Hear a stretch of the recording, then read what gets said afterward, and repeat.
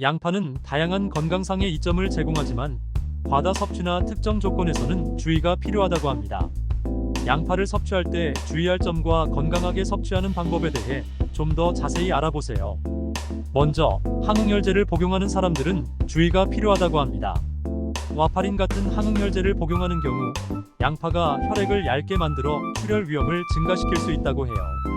항응열제는 혈전 형성을 방지하기 위해 사용되는데 양파가 혈액을 희석시키는 역할을 해서 함께 복용하면 예상치 못한 출혈이 발생할 수 있다고 해요. 특히 잇몸 출혈이나 멍이 잘 드는 증상이 나타난다면 양파 섭취를 조절해야 한다고 합니다. 소화가 잘 안 되거나 가스가 잘 차는 사람들은 양파를 많이 먹으면 소화불량과 속 불편을 유발할 수 있다고 해요. 양파에는 프루판이라는 물질이 들어있어 소화가 잘 안 되는 사람들에게는 문제가 될 수 있다고 합니다. 프루판은 장내에서 발효되면서 가스를 발생시키기 때문에 가스가 잘 차거나 복부 팽만감을 느끼는 경우에는 양파 섭취를 줄이는 것이 좋다고 해요. 소화가 약한 사람들도 마찬가지로 양파 섭취를 조절해야 한다고 합니다. 간이 약한 사람들은 양파를 과다 섭취하면 간에 부담을 줄 수 있다가 합니다. 간은 체내 독소를 해독하는 역할을 하는데 양파를 과다 섭취하면 간 기능에 무리가 갈 수 있다고 해요. 특히 간이 약한 사람들은 양파를 많이 먹었을 때 혀에 백반이 끼거나 기미가 올라오는 증상이 나타날 수 있다고 합니다. 이런 증상이 나타나면 양파 섭취를 중단하고 필요하다면 의사와 상담하는 것이 좋다고 해요. 당뇨병 환자들은 양파즙이 혈당을 급격하게 올릴 수 있어 주의해야 한다고 합니다. 양파즙은 농축되어 당도가 높아지고 즙 상태로 섭취하면 흡수가 빠르기 때문에 혈당이 급격하게 상승할 수 있다고 해요. 혈당 조절이 필요한 당뇨병 환자에게는 특히 문제가 될 수 있다고 합니다. 또한 양파에는 칼륨 함량이 높은데 신장이 약한 사람들에게는 이 칼륨이 배출되지 않고 체내에 축적되어 건강에 부정적인 영향을 줄 수 있다고 해요.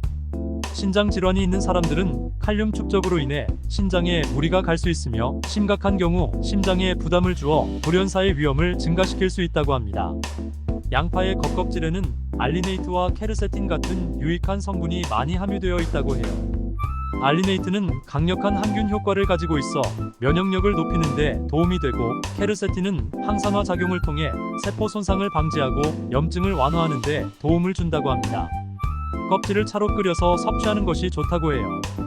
양파차를 만들려면 양파 2개를 깨끗이 씻어 물 1리터에 넣고 1시간 동안 팔팔 끓인 후 30분 정도 약불로 줄여 끓이면 된다고 해요.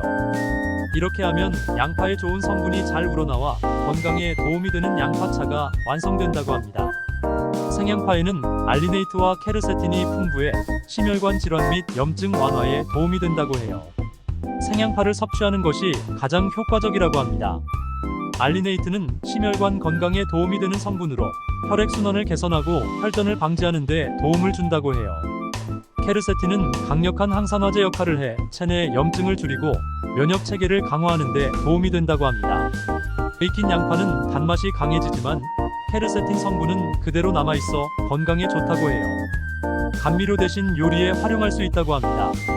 양파를 익히면 단맛이 강해지는데 이를 활용해 다른 감미료를 줄이고 양파를 요리에 활용하면 건강한 식단을 유지하는 데 도움이 된다고 해요.